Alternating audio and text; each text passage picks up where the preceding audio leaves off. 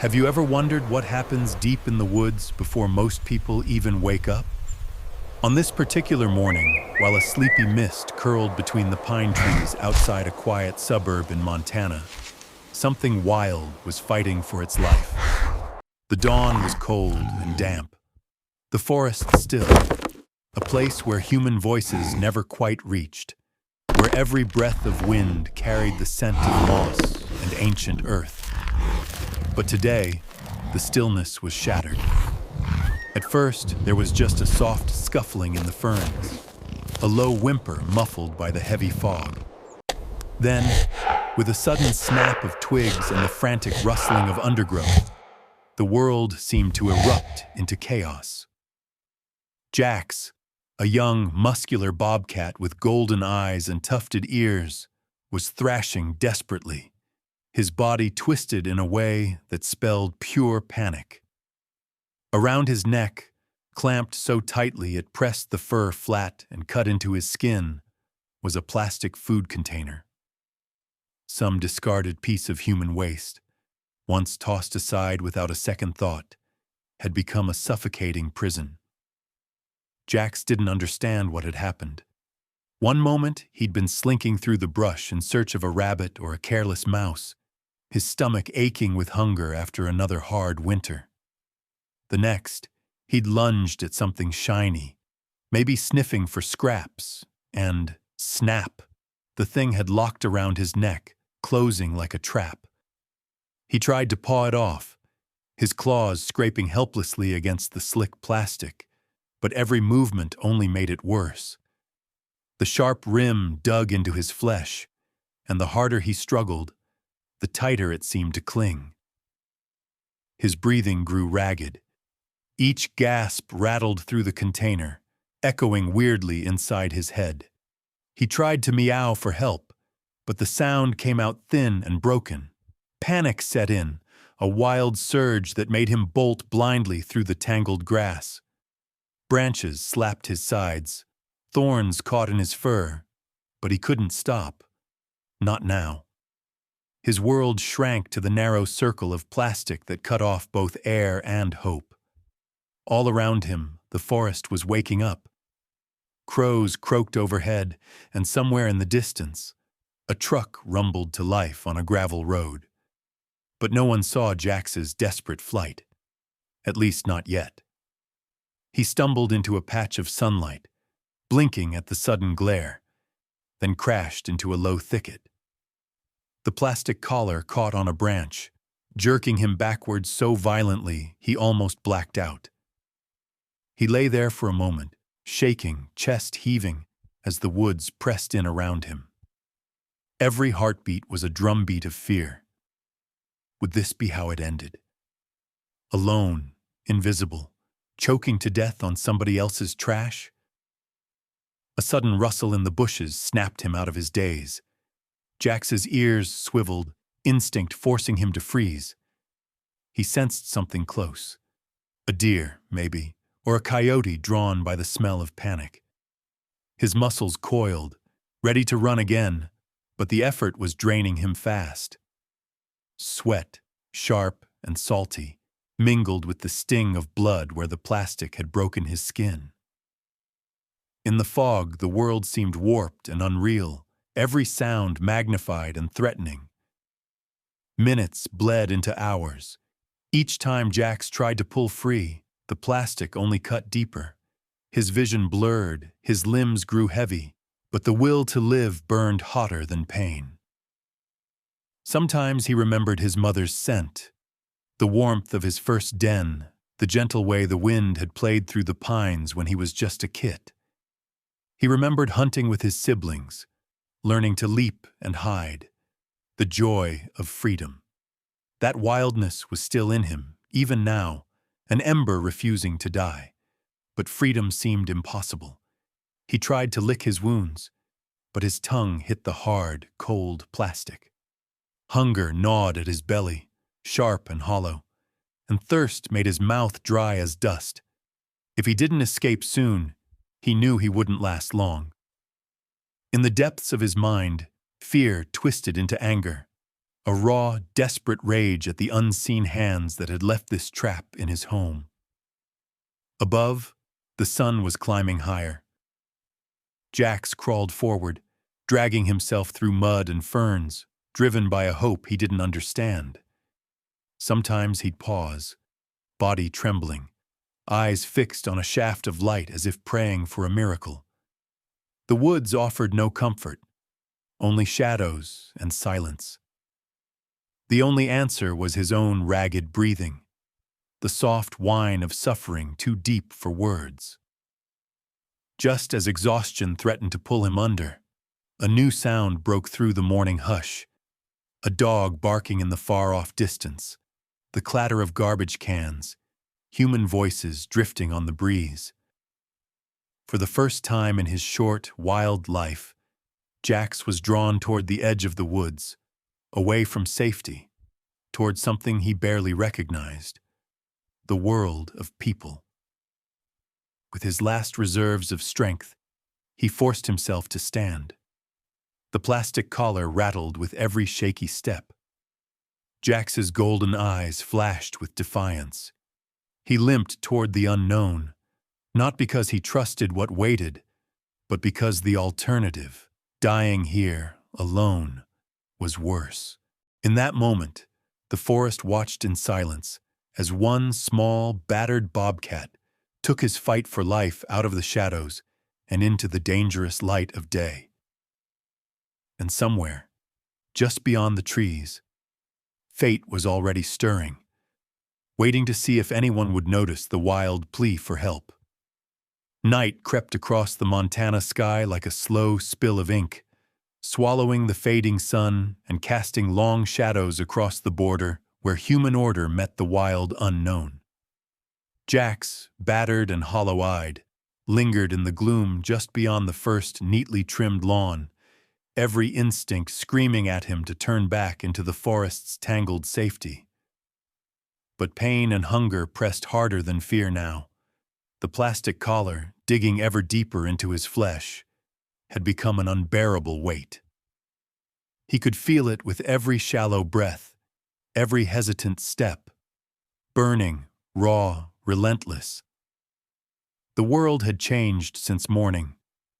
The woods behind him were no longer a refuge but a shadowy prison that offered no answers. He was gaunt now, ribs visible under his matted fur, a limp in his back leg from running, fighting, stumbling through undergrowth and over rocks in his frantic search for escape. He had tried everything, rubbing against tree trunks, twisting and biting, even submerging himself in a muddy creek in desperate hope the water might loosen the trap. Nothing worked. The plastic was merciless.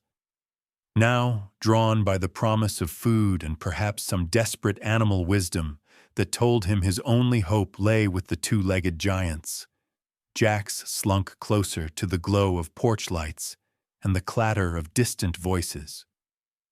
His golden eyes, once sharp and proud, reflected only pain and a flicker of wild defiance. Somewhere nearby, a dog barked. Instantly, Jax froze, every muscle taut as a bowstring. He pressed himself low to the ground, listening, ears twitching, heart hammering. The barking faded, replaced by the sound of wind chimes and the hum of a television from an open window. Safe for now. Still, Jax didn't move.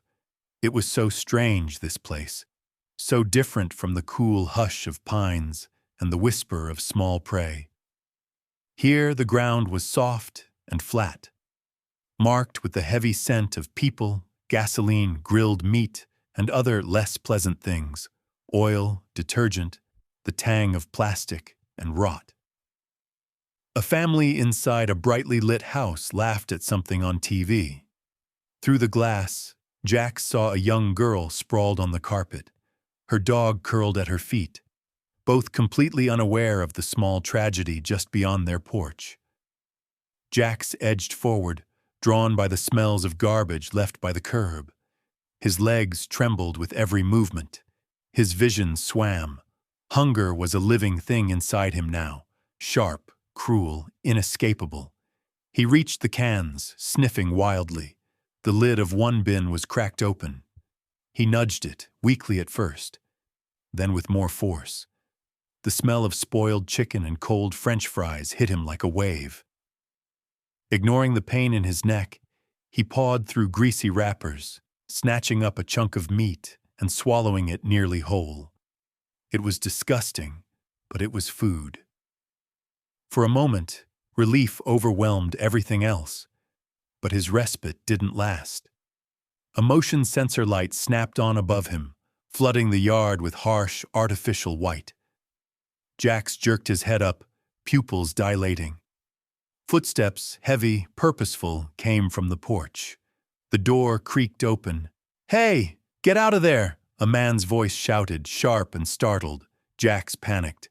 He bolted, almost slipping on the wet grass. The plastic collar rattled, a cruel alarm bell in the quiet night. He dashed across the yard, through a hedge, stumbling as his wounded leg gave out beneath him. He collapsed for a heartbeat, then scrambled up again, disappearing into the shadows.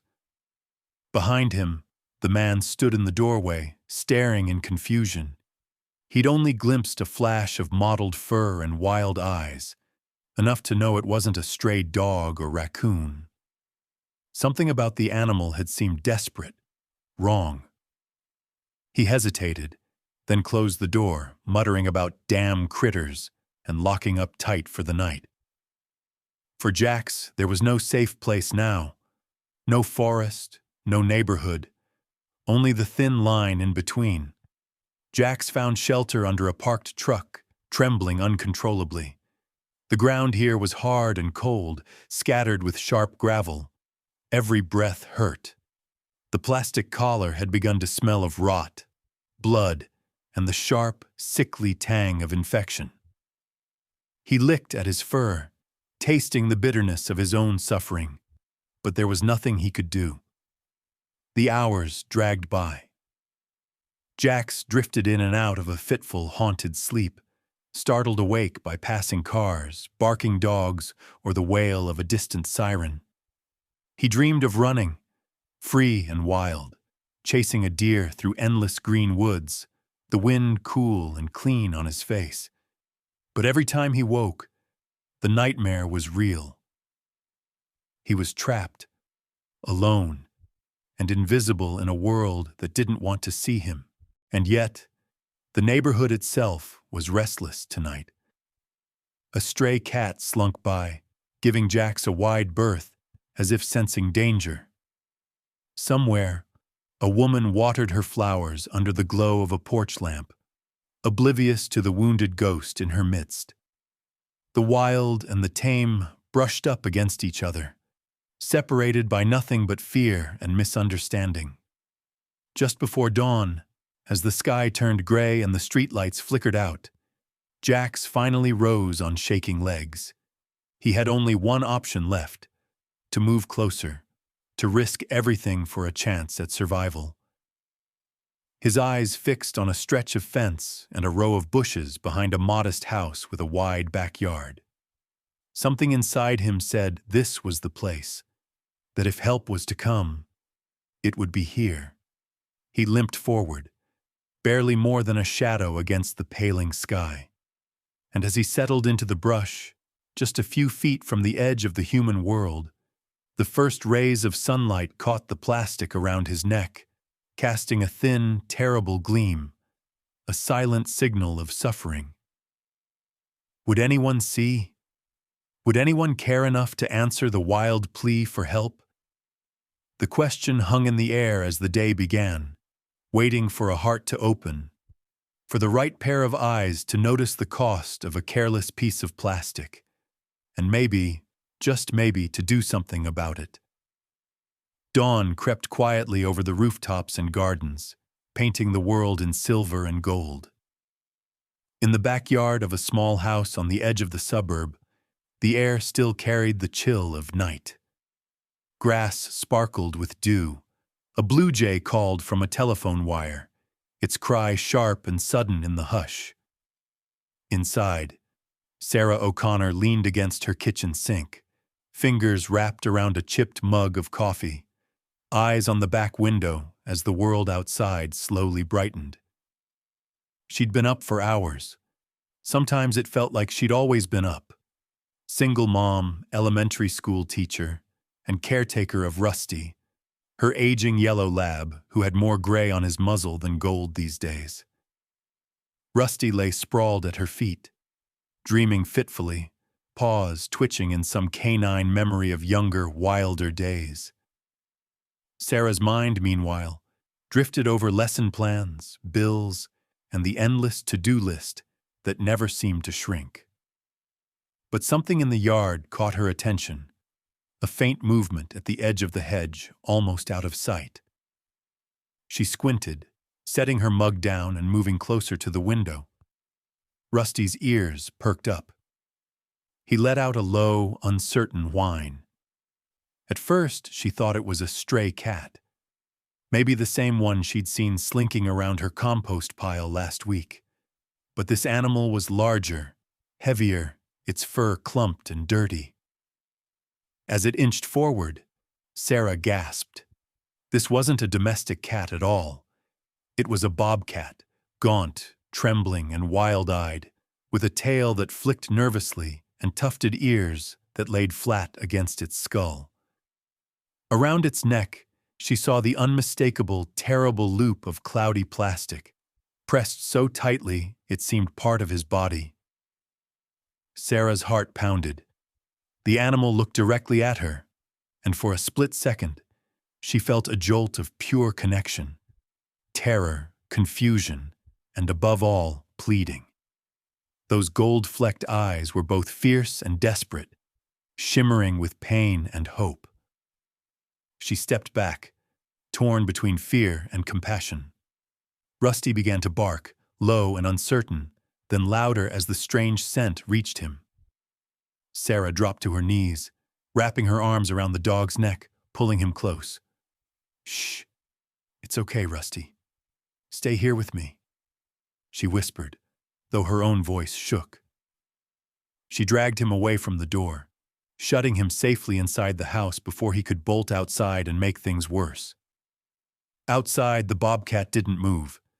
He simply watched, shivering. Sarah's mind spun in frantic circles. Should she call animal control? The police? Who could help a wild animal in trouble? She fumbled for her phone, hands trembling, and dialed the local animal rescue hotline, praying someone would answer at this early hour. "Montana Wildlife Rescue, this is Denise. How can I help?" The calm voice on the line steadied her nerves. Sarah explained in a rush. The wild cat, the plastic trap, the animal's desperate state. Denise's questions came quick. Was the animal aggressive? Was it bleeding? Could she keep eyes on it but stay safe? Sarah nodded, eyes glued to the window. "He's not attacking. He's just suffering. Please hurry. I don't know how long he'll last." "We'll send a team as soon as we can," Denise assured her. "Keep your dog inside. Don't approach. Just watch. And thank you for calling. Most people don't." Sarah pressed her phone to her chest and sat down on the cold tile, heart still racing. Rusty circled her, sensing her anxiety, whining quietly before laying his heavy head on her lap. She stroked his ears, her gaze fixed on the yard, watching the bobcat's every move. Time slowed to a crawl. Every minute felt like an hour. The bobcat tried to stand, staggered, then collapsed back into the grass. He licked at his wounded neck, eyes darting from the house to the trees, torn between wild instinct and a silent hope for mercy. Sarah watched helplessly, guilt gnawing at her. How many times had she walked past litter in the park, thinking someone else would pick it up? How many pieces of trash had blown across her lawn, unnoticed and uncollected? She whispered to Rusty, but her words were really for herself. "We have to help. We can't just look away, not now." Rusty whimpered in reply, nudging her with his nose. The two of them waited, a small island of empathy in a world so often too busy or afraid to notice. Sarah saw movement at the edge of her neighbor's yard, a curtain twitching, a silhouette staring, but the figure turned away, closing the blinds. Most people would never know this moment even happened. For Jax, every breath was a battle.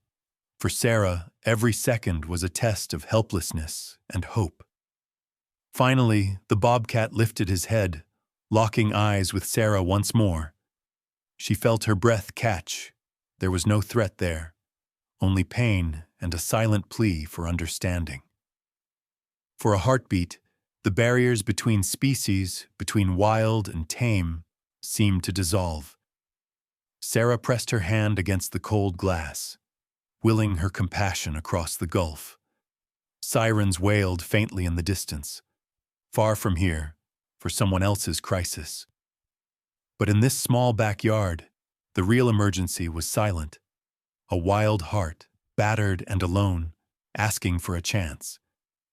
As sunlight crept higher, Sarah refused to look away. She stayed by the window, phone at the ready, heart aching with each tremble of the wild cat's body. She would bear witness. She would wait. She would hope that this morning, mercy might find its way through the quiet, and in the trembling hush between fear and action, something like a promise formed. Not just to Jax, but to every wild and wounded thing, seen or unseen. If help was possible, she would do whatever it took. Sarah paced the length of her living room, glancing every few seconds at the backyard through trembling fingers pressed to the window. The coffee on her kitchen counter had gone cold. Sunlight slanted in over the clutter. School papers, dog toys, half-folded laundry. But Sarah saw none of it. Her entire world had collapsed into the rectangle of glass that framed the wounded bobcat. Jax lay curled at the base of a bush. Nothing like the proud, wild animal Sarah imagined lived in these woods. He looked impossibly small, ribs showing beneath a rough pelt, sides heaving as he gasped for air through the plastic wound choking his neck. Sometimes his eyes flickered open and caught hers, but mostly they fluttered closed, as if he hovered at the edge of sleep or surrender. His paws twitched. His ears barely moved at the distant call of a crow. The whole yard seemed to hold its breath with him. Sarah kept Rusty inside, the old dog's nose pressed to her thigh, whimpering every time she drifted away. She tried sitting on the sofa, but the cushions felt wrong. She tried standing, but her legs were jelly. In the end, she simply circled, restless, her thoughts circling with her. Why hadn't she noticed the problem sooner? Had he been suffering in these woods for days, invisible to everyone, while she worried about lesson plans and leaking faucets? Sarah felt the guilt crawling up her spine like cold water. She remembered other days, park walks where plastic bags fluttered on the wind, water bottles bobbing in the creek, fast food wrappers mashed into the mud beside the playground. She'd picked up trash sometimes, when she wasn't in a rush, but so often she'd told herself it wasn't her problem. Now, watching the suffering outside her own window, Sarah felt every careless moment sharpened by regret. She sat on the floor beside Rusty, the dog's chin heavy on her knee. "What are we supposed to do, boy?" she whispered. "I called for help. I can't do more, can I?" Rusty thumped his tail, brown eyes solemn. Sarah stroked his ears, grateful for the silent comfort. The minutes stretched. Every time Sarah heard a car on the street, she jumped up, heart in her throat, only to slump back when it drove past. Her phone was a lifeline and a curse. She checked it obsessively, rereading the brief text from Denise at Montana Wildlife Rescue. Rescue team dispatched. ETA 20 minutes. Do not approach animal, keep dog inside. Thank you for caring. 20 minutes had come and gone. Had they gotten lost? Was Jax running out of time? Sarah could barely stand the helplessness, the sense that she'd stepped into someone else's nightmare and couldn't wake up. She pressed her forehead to the cold glass. Jax's sides fluttered with each breath, slower now. A breeze rattled the birch leaves, scattering golden light across his fur. She tried to picture the rescue team. Men and women in green uniforms, tranquilizer darts and nets, calm voices, expert hands. Would they arrive in time? Could they help him? Or was it already too late? What if he panicked and ran, the plastic collar tearing deeper? What if the neighbors came outside and scared him away? What if? What if? What if? Sarah felt a sudden stab of anger. At herself, at the slow-moving world, at the careless stranger who had tossed a plastic container into the wild. She pressed a fist to her chest. Not today, she whispered, a promise to herself. Not if I can help it. In a sudden burst of purpose, she grabbed a bowl from the kitchen and filled it with cool water. She set it by the back door, then hesitated, knowing she couldn't go outside, couldn't risk frightening the bobcat. Instead, she cracked the door open just a hair, enough to slide the bowl onto the stoop. The fresh scent of water drifted on the breeze. Jax's nose twitched, but he didn't move. Back inside, Sarah made herself sit. She ran through every moment since dawn, replaying the call to Denise, the trembling in her voice, the way the bobcat's eyes had locked on hers.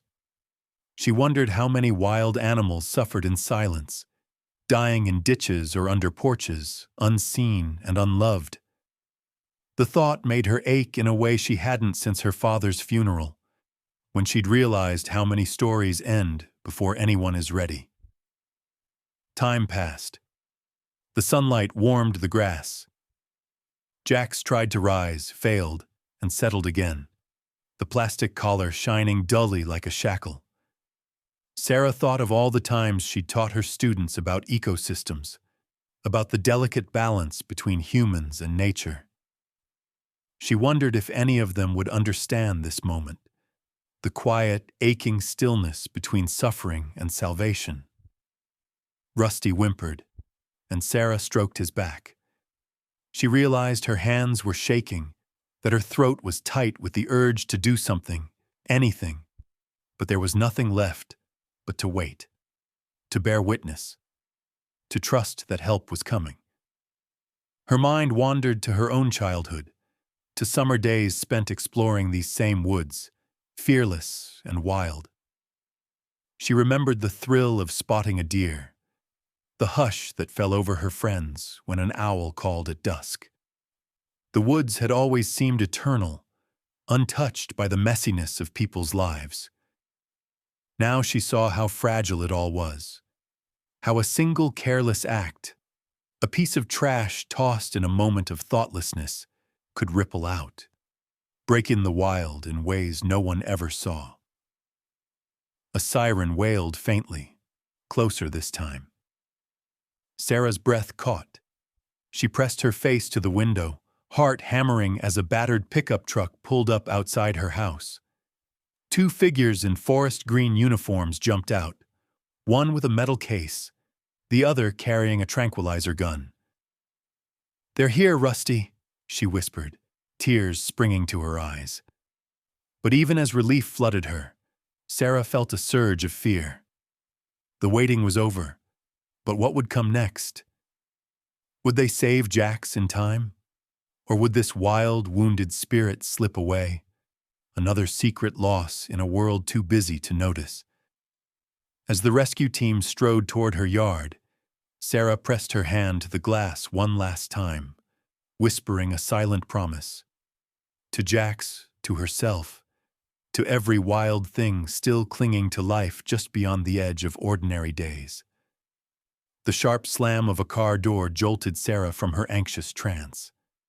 She wiped the dampness from her eyes, heart hammering as she hurried to the back door. The rescue team, 2 professionals in forest green uniforms, boots muddy from a dozen wild emergencies, moved quickly but quietly, scanning the yard with practiced eyes. "Are you the one who called?" asked the taller rescuer, a woman whose name tag read Martinez. Her voice was steady but urgent. Sarah nodded, swallowing the lump in her throat, and pointed through the glass. "He's there, by the bushes. He hasn't moved much. I think he's losing strength." Martinez and her partner, a bearded man named Cal, moved into position with the smooth confidence of people who had done this many times before. Cal checked the tranquilizer dart, his hands steady, his eyes always flicking back to Jack's. Martinez knelt near the edge of the deck, speaking softly to Sarah while she kept her gaze locked on the motionless Bobcat. "He's in rough shape," Martinez said, her tone softening. "But you did the right thing. Most people wouldn't have even noticed." Sarah nodded, barely hearing. The tension in the air was razor sharp, every movement amplified, every heartbeat a drum. Rusty, locked in the house, watched from behind Sarah, his tail wagging anxiously. The next few moments felt stretched thin. Cal crept forward, tranquilizer rifle raised. The air vibrated with possibility. Jax sensed the presence, his ears twitching as his golden eyes flickered open. For a heartbeat, the wild cat tried to rise, but the pain and exhaustion pulled him down. Cal froze, waiting for the perfect shot, a margin for error too slim to risk a mistake. "Steady, steady," Martinez murmured, barely louder than a breath. The dart flew with a soft thwop, landing neatly in Jax's haunch. The Bobcat flinched, a hiss rising in his throat, but he didn't have the strength to bolt. Within moments, his movements slowed, eyelids drooping. Cal moved quickly, approaching with careful, gentle steps. Martinez followed, voice low and reassuring. "It's okay, buddy. We're here to help you," she whispered, as if Jax might somehow understand. Sarah watched from the kitchen window, hands pressed white against the glass. She wanted to run outside, to help, but she knew she couldn't. She held her breath as the rescuers knelt beside Jax, inspecting the plastic collar and the raw, bloody wounds underneath. Cal pulled a pair of surgical scissors from his kit, his hands precise and sure. He slipped the blades between the plastic and Jax's neck, careful not to cut skin already torn and swollen.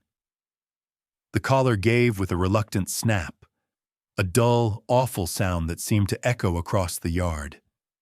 Martinez gently slipped it away, setting the grim trophy in a bag as evidence, as if the object itself was a villain caught in the act. Even freed, Jax didn't stir. His breathing was shallow but less strained. Martinez and Cal moved with practiced urgency, checking vital signs, applying a quick compress to stem bleeding. They loaded Jax onto a soft blanket, wrapping him gently as if he were made of glass. The drama in the backyard had drawn quiet onlookers. A few neighbors had gathered near their fences, whispering and pointing. A young boy clutched his mother's hand, wide-eyed as the Bobcat was carried toward the waiting rescue van. Some faces were curious, some frightened, but most were simply silent, held captive by the drama unfolding just beyond their comfort zones. Sarah stepped outside, unable to resist any longer. The cool morning air slapped her cheeks, but she barely noticed. "Is he going to make it?" she asked, her voice trembling. Cal offered a tight, hopeful smile. "He's got a chance now. You called just in time." Martinez pressed the evidence bag, the plastic collar, into Sarah's hand. The object was lighter than she expected, but the weight of it was immense. "This little piece of trash nearly cost him everything," Martinez said quietly. "Maybe it'll remind folks what even the smallest careless act can do." Sarah stared at the collar, her mind spinning with anger, relief, and a terrible, humbling sense of responsibility. She realized she would never look at plastic waste the same way again. The rescue team worked fast, sliding Jax onto a padded stretcher and loading him into the back of the van. Cal set up an IV, his hands moving efficiently. Martinez jotted notes, her phone pressed to her ear as she relayed the situation to the wildlife clinic. Neighbors began to drift away, a few lingering to ask Sarah questions. Was it a mountain lion? Did it attack anyone? Will he be okay? She answered as best she could, her own emotions swirling. The boy who had watched from his yard approached, eyes huge. "Is the cat gonna die?" he whispered. Sarah knelt down, meeting his gaze. "Not if we can help it. We all have to try, right?" He nodded solemnly, clutching his mother's leg. Within minutes, the van was ready. The doors shut with a final, echoing thud. Cal and Martinez waved, their faces drawn but hopeful. "We'll keep you posted," Martinez called, her voice carrying across the yard. Sarah watched as the van pulled away, the engine rumbling softly, leaving behind a yard that felt suddenly emptier and more vulnerable than before. She stood there for a long moment, holding the plastic collar in her hands. Rusty at her side, the sun climbing higher overhead. Inside the clinic, Jax's future was still uncertain. But here, in the place where his wild plea for help had finally been answered, a sense of fragile hope lingered. A hope born not just of rescue, but of the possibility that people might learn, change, and care for the wild things they share this world with. Sarah let out a shaky breath, her mind replaying every tense moment, every desperate glance. She reached down, scratching Rusty's ears. "We did what we could, boy. Now it's up to them." And somewhere, in the back of her heart, a new conviction took root. One she would carry into every lesson, every walk in the park, every piece of trash she ever saw again.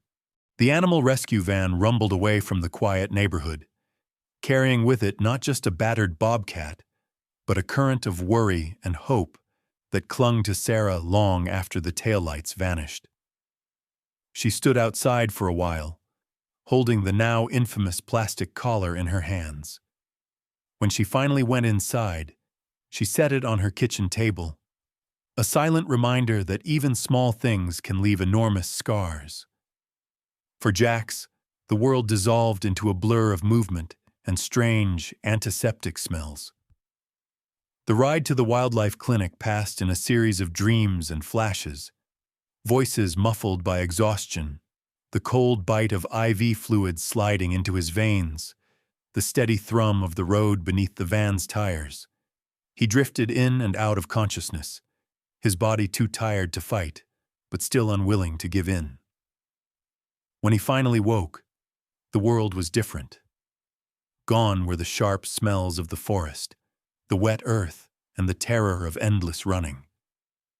Instead, there was warmth, soft blankets beneath him, a clean cage, water close enough to touch with a trembling tongue. The pain in his neck was still there, raw and angry, but it was no longer suffocating. Hands, human hands, had cleaned his wounds and wrapped his injuries. A low murmur of voices, gentle and steady, told him he was not alone. The wildlife clinic pulsed with quiet, careful urgency. Staff moved from one patient to another, injured hawks, orphaned fawns, and the occasional wild dog. Jax was their priority now. The veterinarian, Dr. Riley, monitored him through the night, checking his breathing and changing his bandages with a patience that bordered on reverence. Every so often, Jax would twitch or flinch, eyes going wild as instinct tried to take hold. But each time he felt pain, he was met not with violence, but with care. Sarah couldn't get the image of Jax out of her mind. That night, she hardly slept. The next morning, she drove Rusty to the clinic, clutching a thermos of coffee and the plastic collar. The receptionist recognized her from her frantic phone call and let her sign in as a volunteer. She spent the first hour cleaning cages, sweeping straw, scrubbing water bowls, refilling food trays. The work was grounding. It gave her something to do with the nervous energy that wouldn't leave her. Sarah met Dr. Riley and the other staff, who walked her through the clinic's routines. She learned about the different animals: an owl that had flown into a truck mirror, a fawn found shivering by the roadside, a family of fox kits rescued from a storm drain. But always, her thoughts circled back to Jax. She peeked into his recovery room every chance she got, careful to stay quiet and calm. Sometimes she'd sit on a bench outside his door with Rusty by her feet, whispering encouragement through the glass.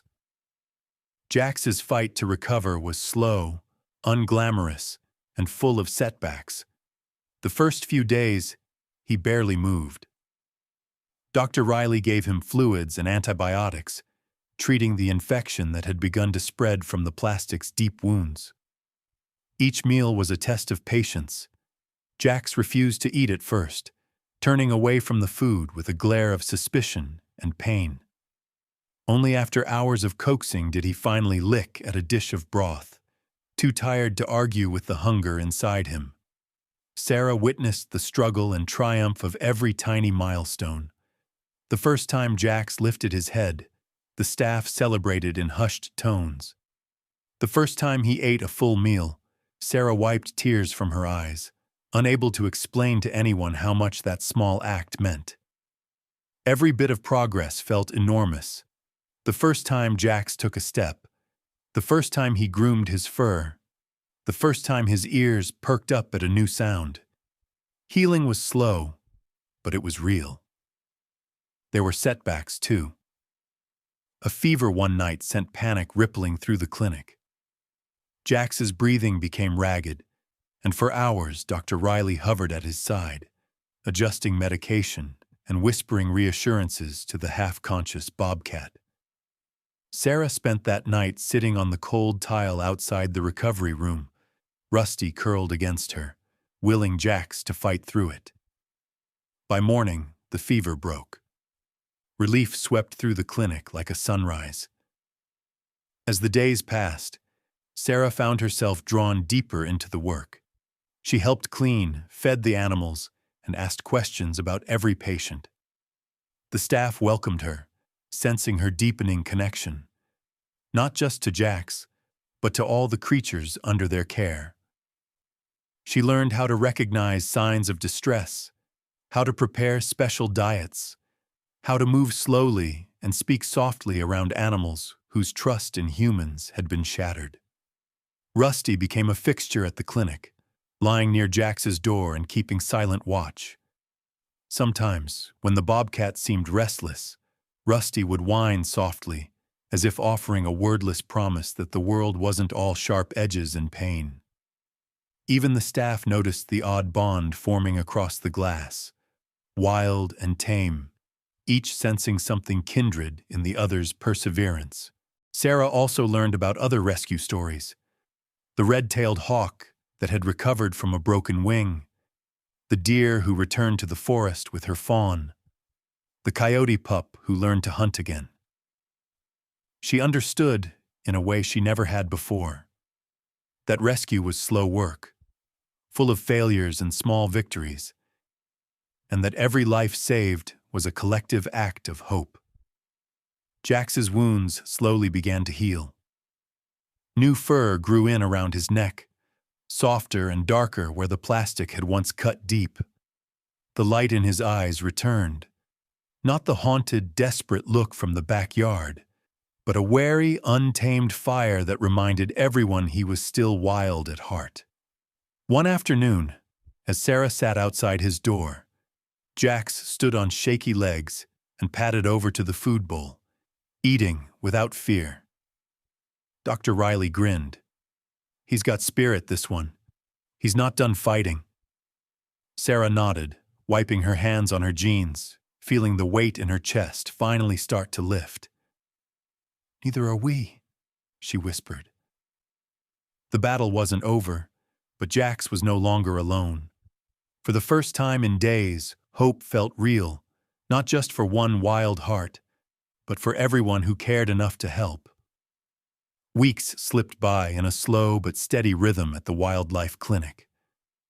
Summer crept closer to Montana, warming the early mornings, filling the air with the earthy scent of growing things. The sun rose earlier each day, shining through the windows where Sarah scrubbed bowls and mopped floors, never failing to glance into Jax's enclosure. And in those weeks, something powerful stirred inside the Bobcat. A restless pulse that was part memory, part instinct, part simple need. Jax had survived. He was stronger, sleeker, his fur growing glossy over the places where the plastic collar had chewed into his skin. The pain faded, replaced by a new kind of energy, a wary, watchful wildness. Though his body healed, his trust did not. His eyes, gold and unblinking, followed every movement with sharp suspicion. Whenever staff entered his enclosure, he flattened his ears and slunk to the far corner, his muscles coiled tight. The rehab team celebrated each milestone. His first real meal, the day he climbed onto the low wooden platform, the moment he leapt, if shakily, onto a sun-warmed rock. But with each gain, Jax grew less docile and more determined to keep his distance. When Dr. Riley entered to change bedding or check wounds, Jax let out a warning growl, stalking the edges of the enclosure. He no longer needed help to eat or drink. His movements grew purposeful, more like the wild cat he'd once been. One afternoon, Sarah arrived to find the staff gathered in quiet debate near Jax's enclosure. The door to his small outdoor yard was open, and Jax paced inside, ears flicking at every sound from the woods that began just beyond the clinic fence. "He's doing better," said Dr. Riley, nodding as Sarah approached. "But he's starting to refuse contact. He's stalking, hiding, even swatting if we get too close." "That's what he's supposed to do, right?" Sarah said, voice caught between pride and worry. "He's wild." "Exactly," replied a technician, Maya. "But it makes the next step tricky. If he can't be released, we need to know soon. We can't keep him here forever." Sarah felt her stomach knot. Release meant freedom, but also risk. Life in the wild was unforgiving, especially for an animal weakened by injury and time in captivity. Yet Jax was making it clear. He belonged to the wild, not the world of people, no matter how much care he'd received. That evening, Sarah lingered by the enclosure, watching as Jax stalked invisible prey in the grass. Crouched low, then burst into a short, limping sprint before vanishing into the shadowed corner. Rusty, lying near the fence, let out a low, uneasy bark. The dog's nose twitched at the scent of wildness, a smell that set his hackles up even as his tail wagged with uncertain excitement. Sarah rested her chin on her arms, her thoughts tangled. She wanted Jax to be safe, to never hurt again, but she also knew true rescue meant giving up control. Could she really let him go, knowing the dangers, the loneliness, the wild hunger that still lurked at the edge of every forest? Or was keeping him in a cage just another kind of trap, no matter how well-intentioned? Inside the clinic, the debate simmered. Some staff argued for release. Jax was young, strong, and his wounds had healed well. He was wary of people, aggressive enough to survive. Others worried. What if the injury had left him too vulnerable? What if he failed to hunt, Or ran afoul of humans again? Dr. Riley weighed every factor, knowing each decision carried consequences. Maya brought Sarah a cup of coffee as dusk settled outside. "He's lucky, you know. Most animals never get this chance." Sarah nodded, staring through the mesh at the bobcat curled up, eyes half closed, yet alert. "I just want him to be okay. I wish I could explain to him why all this happened, why we're arguing over his future." Maya smiled gently. "That's the hardest part of rescue. Sometimes, helping means letting go." Later that night, Sarah found herself sitting outside with Rusty, watching stars blink to life over the pines. Crickets sang in the tall grass, and for a moment, the world felt big and empty, full of choices and consequences, hopes and fears. Rusty leaned into her side, warm and solid. Sarah's thoughts churned. Would Jax be grateful for freedom, or would he curse the hands that had tried to help? Was it selfish to want him safe when his heart ached for the woods? Was real compassion measured by how tightly you held on, or by how bravely you could let go? As if in answer, Jax's wild cry rang out from the enclosure, a sound so raw and fierce it sent shivers down Sarah's spine. The staff inside turned to listen, some shaking their heads, others grinning. Even Rusty whimpered, then barked once as if echoing the call. That week, the team ran tests, checking Jax's reflexes, watching him hunt live prey in the enclosure, measuring his fear and his fight. He passed every test with a stubborn, wild determination. Each success was bittersweet for Sarah. With every leap, every calculated glare, he proved he didn't belong here, no matter how much she wished he might. The staff met late one evening, voices low and serious. Dr. Riley outlined the risks, but in the end, the choice was clear. Jax was ready. He would be released, his second chance at the wild finally in reach. Sarah walked home under a sky spangled with stars, feeling both lighter and heavier than she had in weeks. Rusty trotted beside her, glancing back at the clinic as if reluctant to leave Jax behind. Sarah ran her hand over his head, murmuring, "We did what we could, buddy. Now it's up to him." And somewhere in the shadows, the bobcat paced. Wildness returned, hope and fear tangled together, the unknown waiting at the edge of the trees. The morning of Jax's release dawned golden and brisk, sunlight just breaking over the distant pines. A thin mist curled along the forest's edge, wrapping the world in a veil of possibility. The wildlife clinic hummed with quiet excitement and a nervous kind of hope.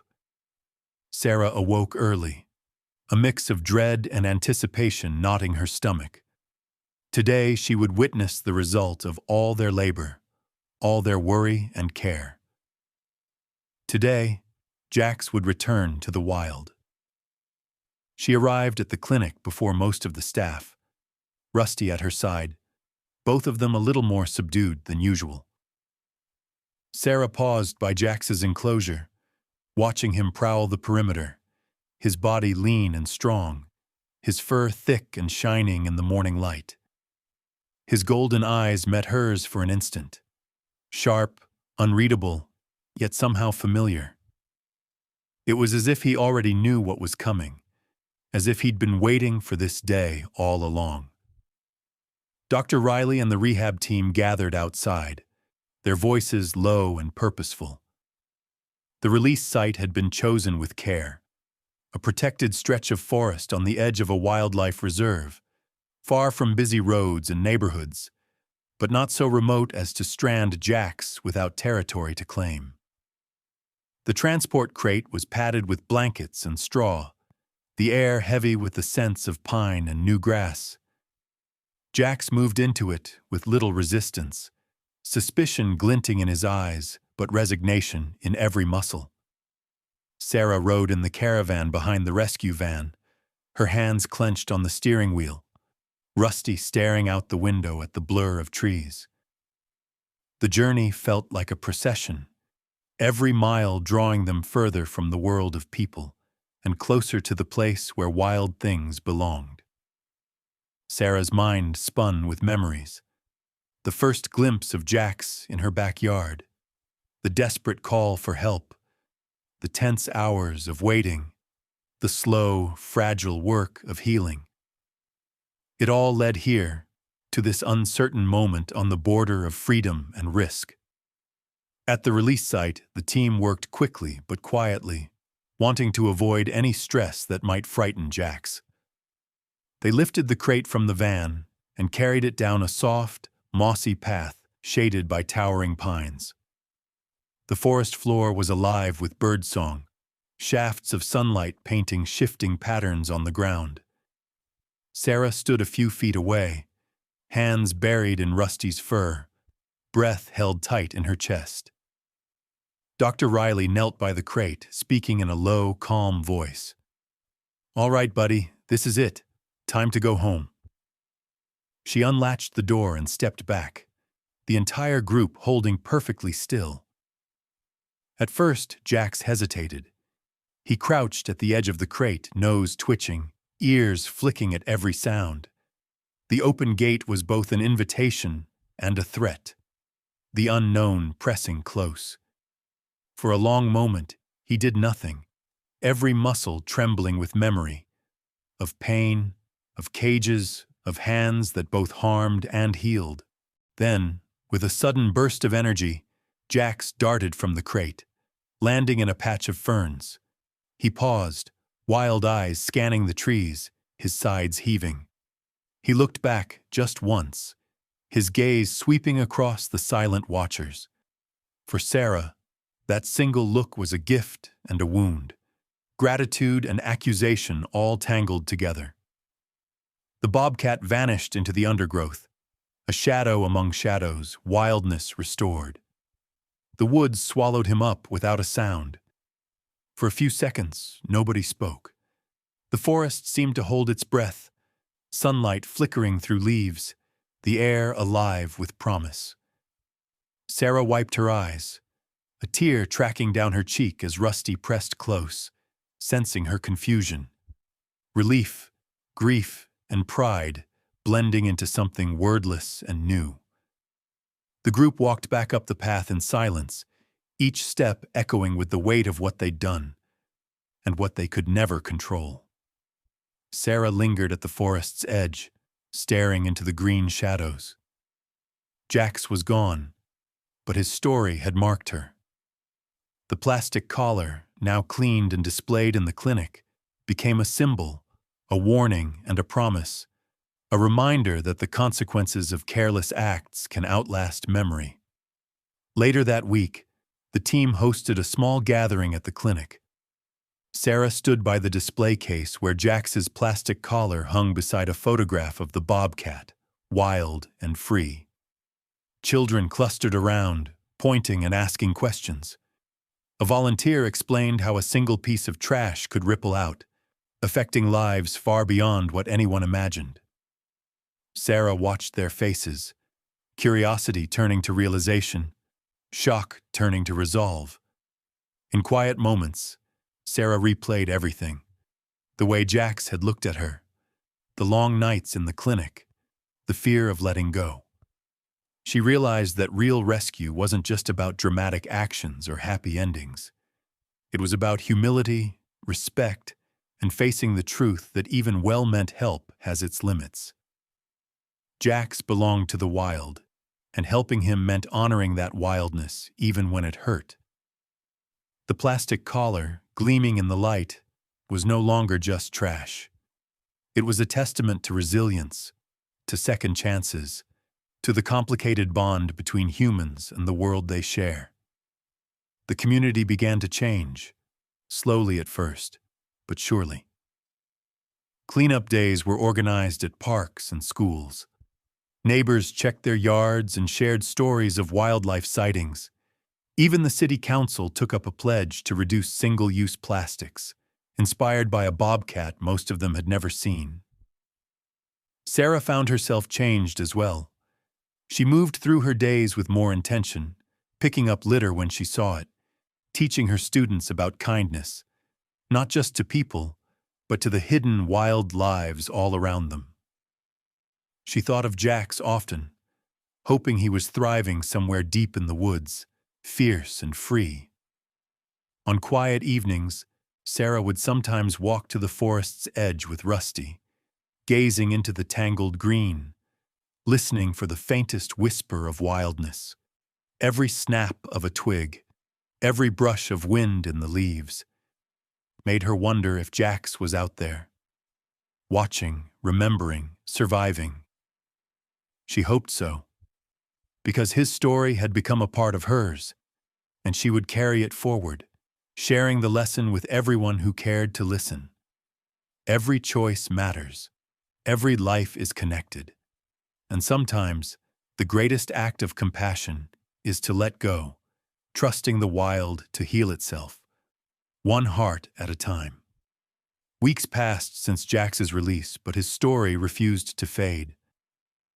In Sarah's small Montana town, something had shifted, quietly at first, then all at once, like the sudden rush of a river breaking free after winter.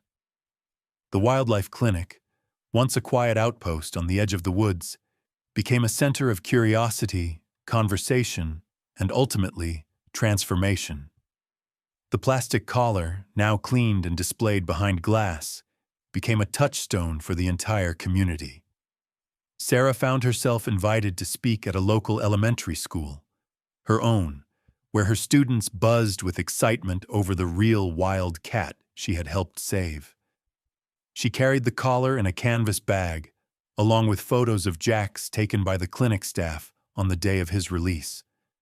Golden eyes bright, muscles coiled, that flash of wild hope as he vanished into the trees. In the classroom, Sarah set the collar on her desk. Instantly, little hands reached out to touch the smooth, curved edge. Some flinched, as if it might bite. Others turned it over, studying the sharp rim that had once cut so deep. "This," Sarah began, her voice steady but full of feeling, "almost killed a wild animal. All because someone tossed it away, not thinking where it might end up." She paused, watching the ripple of understanding move across the room. Jax the bobcat survived, but only because a lot of people cared, and because we were willing to help, even when it was scary or hard or uncertain. A girl in the front row frowned. But it was just trash. How could trash do something so bad? Sarah nodded. That's what we all think sometimes.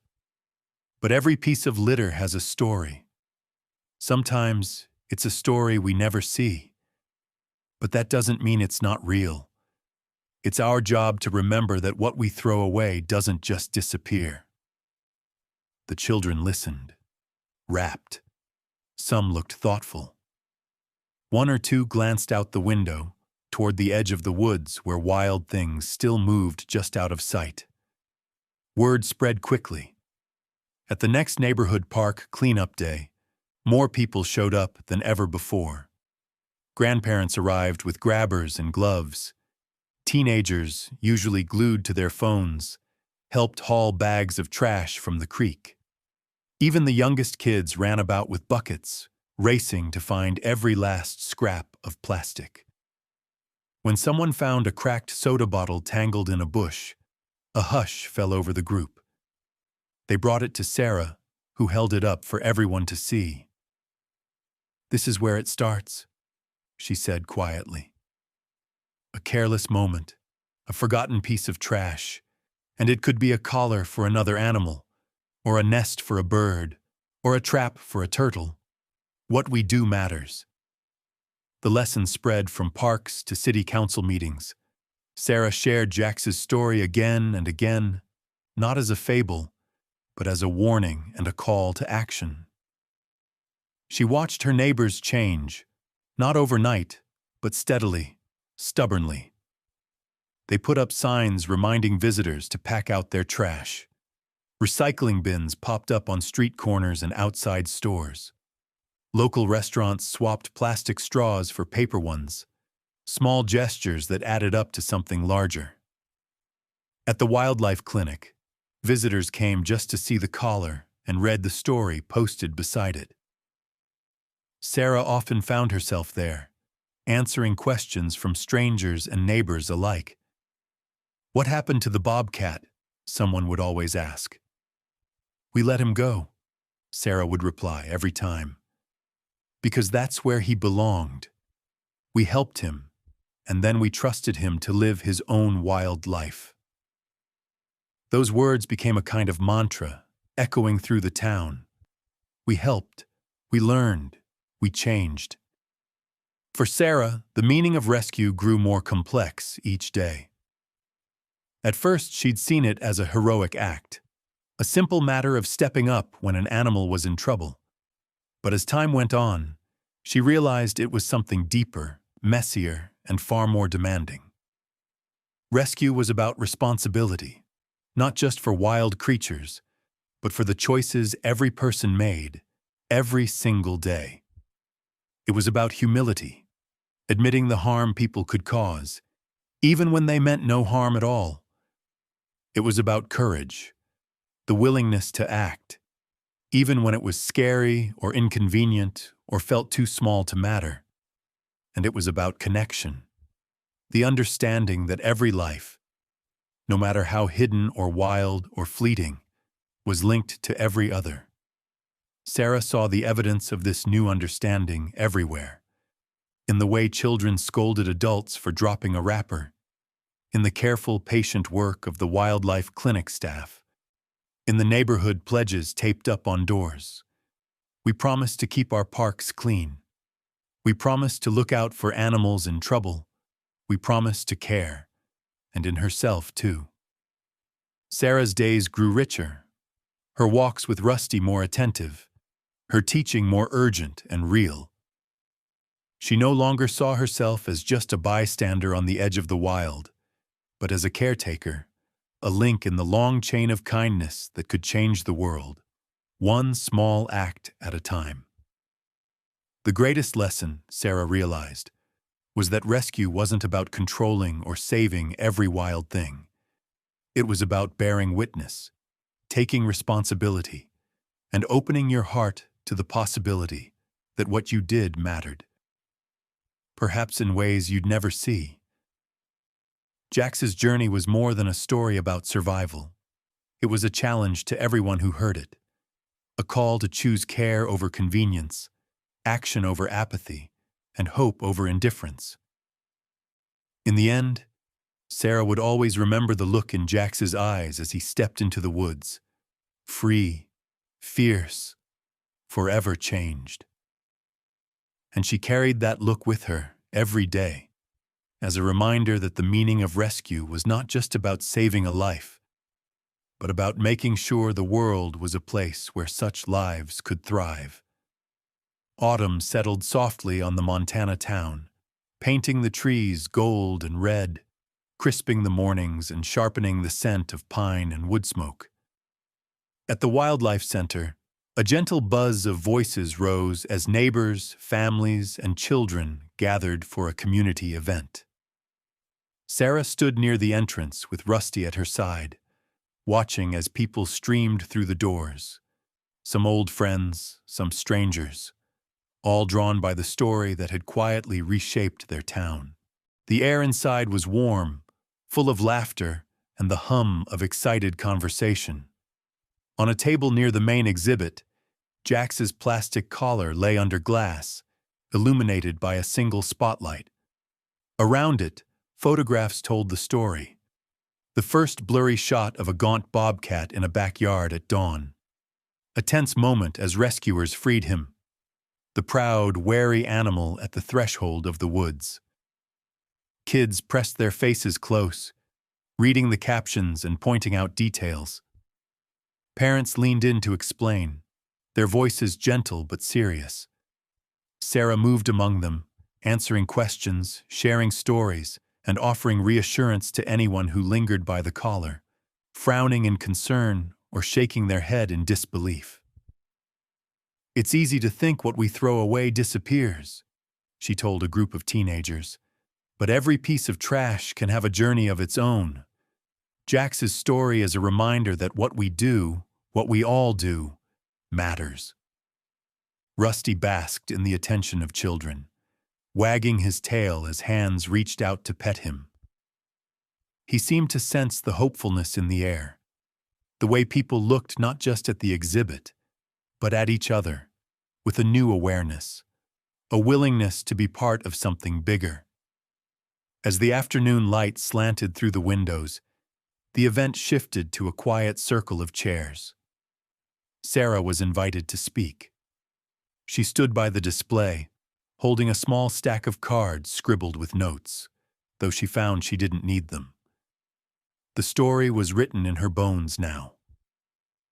She took a breath, looking at the faces gathered around, some smiling, some thoughtful, a few still blinking away tears. "I used to think rescue was about saving someone," she began, "about being the hero who steps in when things go wrong. But after Jax, I realized it's not that simple. Rescue is about responsibility. It's about understanding that our actions, our choices, even the ones we don't think about, can ripple out into the world and change it, sometimes in ways we never intended." She gestured to the collar beneath the glass. This started as a piece of trash. Someone threw it away, not thinking twice. But it became a prison, a threat to a wild creature who never did anything to deserve it. It could have ended with tragedy. But because people cared, because people acted, Jax got a second chance. And so did we. Sarah glanced at the families around her, the kids sitting cross-legged on the floor, the parents with arms around their children, the volunteers from the clinic, tired but proud. "I learned that rescue isn't just about animals," she continued. "It's about us. It's about asking ourselves who we want to be, not just for the wild things at the edge of our world, but for each other. Every time we pick up a piece of trash, recycle a bottle, or help a neighbor, we're choosing to care. We're making our circle of kindness bigger." The room was silent but alive, every person leaning forward, connected by a shared sense of purpose. Sarah smiled, her voice soft but strong. Jax's story doesn't end with him running into the woods. It's still going. It's in every conversation we have about litter and wildlife, in every community cleanup, every lesson taught to a child. Each of you is part of this story now, and you get to decide what happens next. She invited others to share. A little girl stood up and talked about a fox she'd seen near her school, how she'd made a sign to remind classmates not to leave snacks outside. An older man recounted fishing with his grandson, picking up tangled fishing line to keep turtles safe. A young mother described walking the park every week with her family, collecting trash and sharing stories about the wild creatures who lived nearby. Sarah listened, heart swelling, realizing how much had changed, not just for her, but for the whole community. What began as one animal's struggle had become a web of connection, a circle of care that kept growing every day. As the gathering wound down, Sarah stood near the display, inviting anyone who wanted to talk further to stay. Some did, sharing worries about the future, hopes for more wildlife-friendly parks, ideas for school projects and local cleanups.